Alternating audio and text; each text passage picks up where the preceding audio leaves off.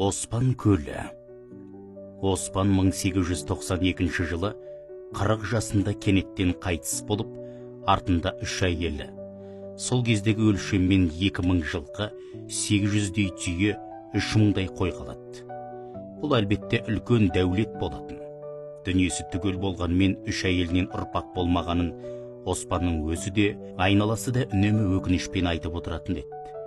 Жесір қалған жұбайы Еркежан Әубәкір мен Пакизатты тәрбиелеп өсіреді. Оспанның көлінің бұрынғы атауы Боқты көл.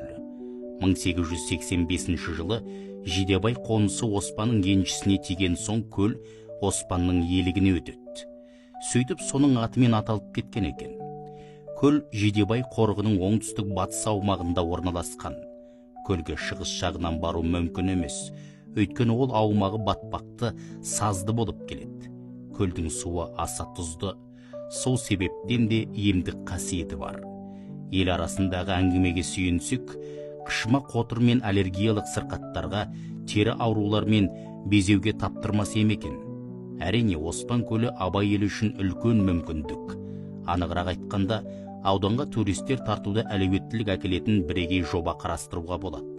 Ауданымызда талай іргелі шараларға демеушілік жасаған Ардақ Белібаев ағамыз осы Оспан көлінің бойынан демалыс орнын ашуға бар мүмкіндік жасауға тырысуда.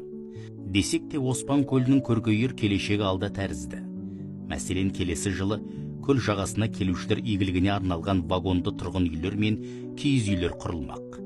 Рас, осы орайда ауданымыздағы аталмыш көлдің суына лабораториялық сараптама жүргізіп, шипалық деңгейін, минералды құрамын анықтауды күн талабында тұрған жайт. Амандық болса, ол туралы да танымдық мақала әзірлеріміз. Ал сіздерге айтарымыз, келіңіздер. Ұлылар елінің ұлы тұлғаларына зиярат етіп, саф ауасымен тыныстап, Жидебайдағы Оспан көліне шомылып, жанға дәру, тәнге шипа тауып, демалып қайтыңыздар.